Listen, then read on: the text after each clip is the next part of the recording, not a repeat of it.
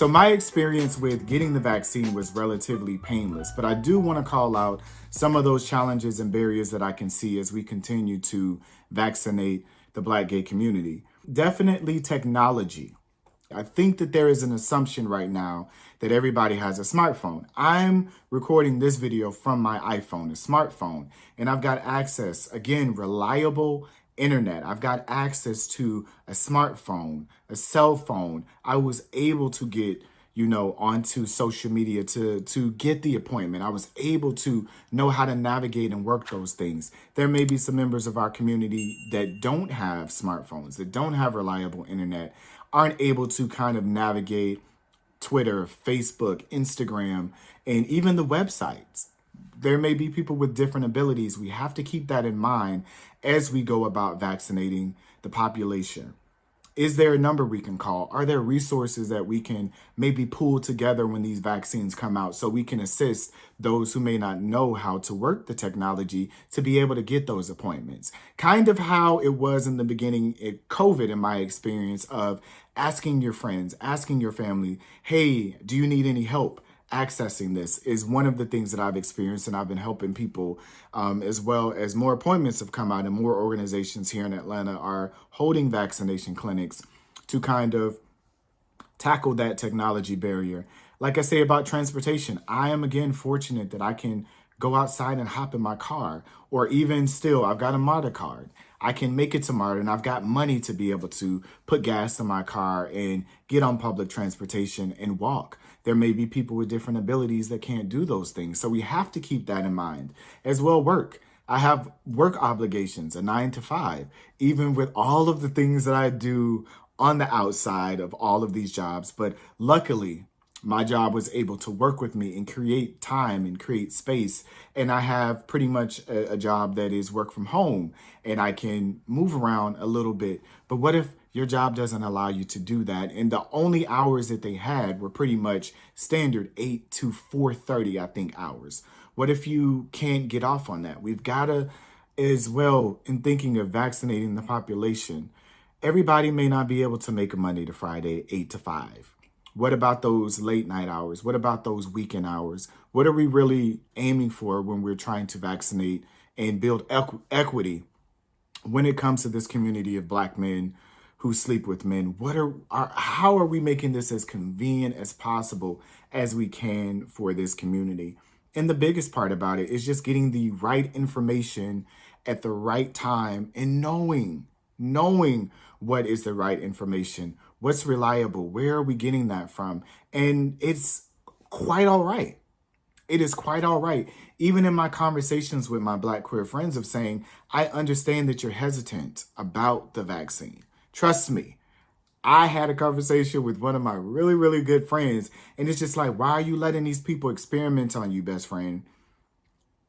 And we had to have a conversation about that because I'm getting my information and have access to that information from sources that I trust, medical professionals that look like me, Black men that are in this profession that know more about this than I do. So I can ask those questions. How safe is it? What's in it? What may be right for me as a person living with HIV? Because again, as I said, I'm not a medical professional. I'm not at all. So I want to make sure that I speak to people who are and have those conversations with folks. But that's a real barrier. With everything that's going on for the last 3 years, it just felt like, my God, another thing. And even in my personal medical history, I'll tell you all this: in the last 2 to 3 months, I've had my COVID booster. I've now had a meningitis booster because of Florida. There was a meningitis outbreak there. So even having a gay doctor saying, hey, this is something that you want to check out.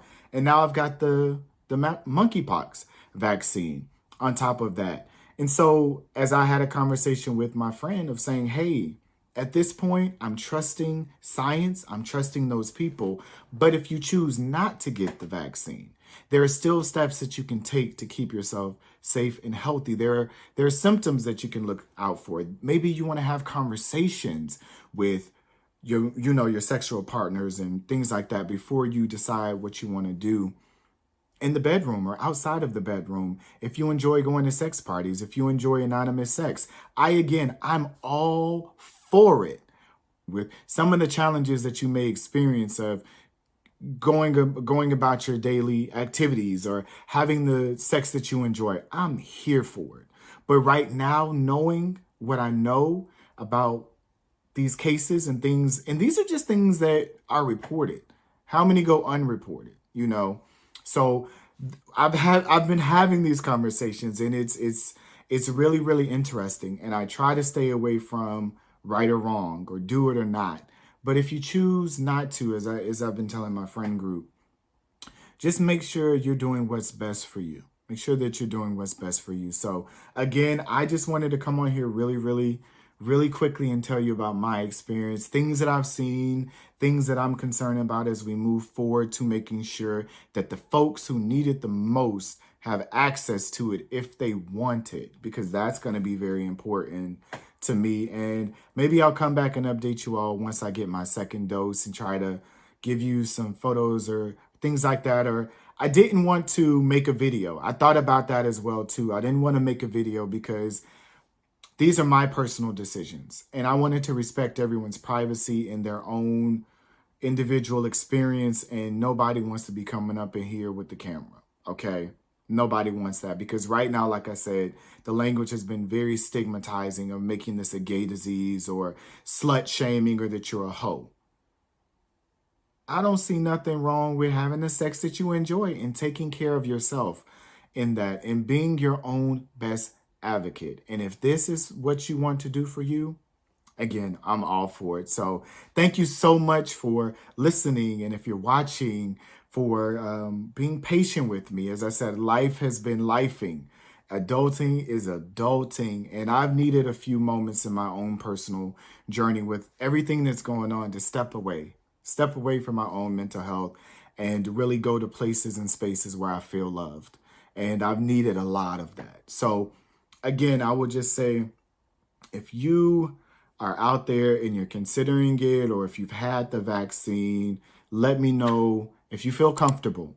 Okay, if you feel comfortable, let me know your experiences. Share resources within your cities and your community, or organizations that are assisting with getting vaccination clinics and town halls and getting this information out to you all, because I want this conversation not to just stay here. So thank you all so much.